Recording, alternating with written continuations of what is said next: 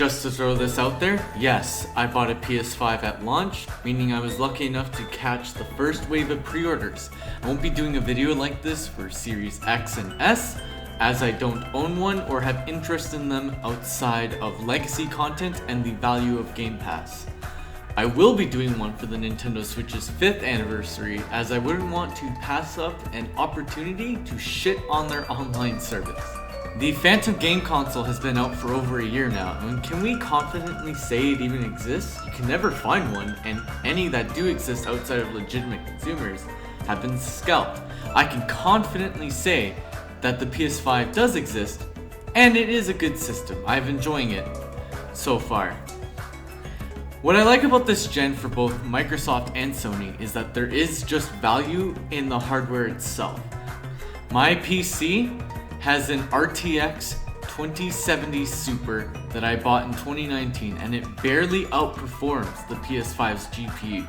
Of course, old hardware will always be outclassed, but to put it into perspective, I paid $750 Canadian for my graphics card, and my PS5 was $712 after taxes. Unlike the previous generation, the CPUs inside these consoles are incredibly capable, meaning they won't bottleneck the platforms, unlike the Jaguar CPUs in the PS4 and Xbox One. Consoles were always going to have a place in the market because of how simple they are compared to PC gaming. But now we have competitive hardware.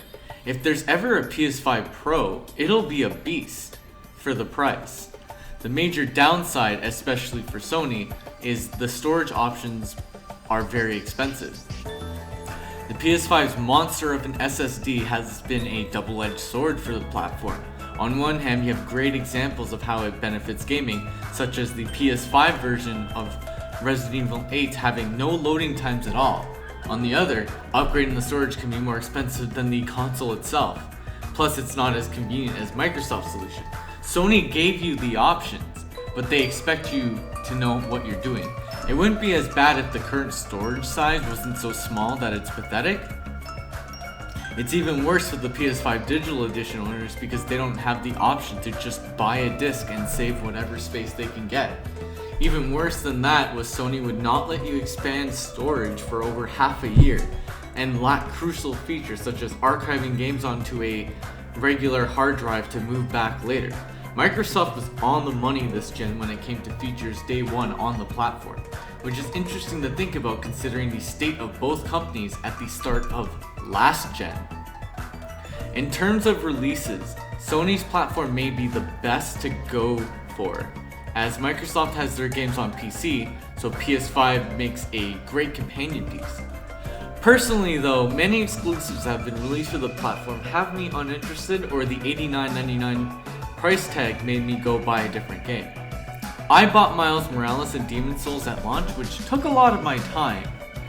Demon's Souls is an excellent remake, and Miles Morales is just more Spider-Man, which is never a bad thing. Hot take, I actually think the combat in this game is better than Spider-Man PS4 due to the Venom attacks being able to be thrown out after a regular combo. It's a nice little finisher. After launch, I bought Devil May Cry 5 Special Edition because it's Devil May Cry, so why wouldn't I? Virgil was fun to play as, and Legendary Dark Knight mode is always a good time despite how chaotic it is.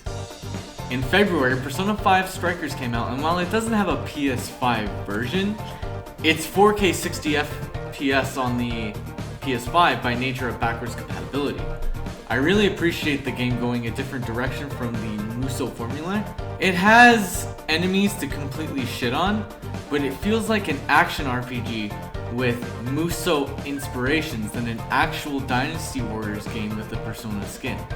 I wouldn't touch my PS5 again until the remaster of Judgment and Resident Evil 8. Speaking of RE8, it was fantastic. It had great atmosphere and world design and kept me engaged enough to beat it 3 different times. Definitely one of my favorite games in the franchise. Capcom is just pumping out bangers the last few years. 3 months later, Lost Judgment, which is my favorite game on the platform so far, and a highlight of why I feel there is a ton of value in the PS5 hardware. Games coming with a performance mode that still output at 1440p elevate your experience. The Yakuza games have been at 30 FPS since the release of 6, and since these are action titles, they definitely felt less responsive. So playing Judgment and Lost Judgment at a solid 60 FPS while being a good enough resolution to have easy to look at visuals has been a great experience. This would be the last PS5 game I sunk my teeth into, as I haven't found time to play Tales of Arise. Not a lot of games, right? The silver lining is my PS5 library doubled on Boxing Day. Returnal, Scarlet Nexus, Yakuza Like a Dragon were PS5 branded games I picked up. Plus, I'll be trying out Code Vein and Tales of Berseria via backwards compatibility. So when I find the time to sit down and play my PS5, I'll have a good number of things to choose from. Though this is how it'll probably end up all gen for me. Unless I'm a huge fan of the IP, I will not be buying games day one on PS5. This goes for God of War Ragnarok and Horizon Forbidden West 2, though that's because those games will eventually go to PC. PS5 will not be my main platform due to the mindset I have. I'm a bigger Nintendo fan than I am a Sony fan, plus once I upgrade my PC, it'll likely be an exclusive machine to me. Though, to its credit, until then, my multiplats will find a home on PS5. Elden Ring is the next game I'm buying for the system, as at the moment there's no point in me getting it on PC when I'll get a similar experience with a plastic box. After that, I really don't know. Maybe I'll pick up Ratchet & Clank on sale or play Castlevania Symphony of the Night via backwards compatibility. PS5 is a worthwhile system, but not really an exciting one. It's a great value for the hardware, but I've been playing my Switch more this year and even my PC to an extent. It kind of mirrors how I felt about the PS4 until 2016, when banger after banger kept releasing on it.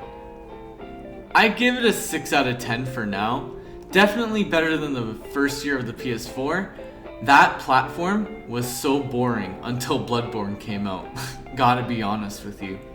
Anyway, thanks for listening to me ramble about the PS5 being 1 year and 2 months old. If you don't really see anything you want in it, hold off. You'll probably be able to get like a PS5 Slim or a PS5 Pro someday. However, if you really want it now, it's a good system. See you in the next video.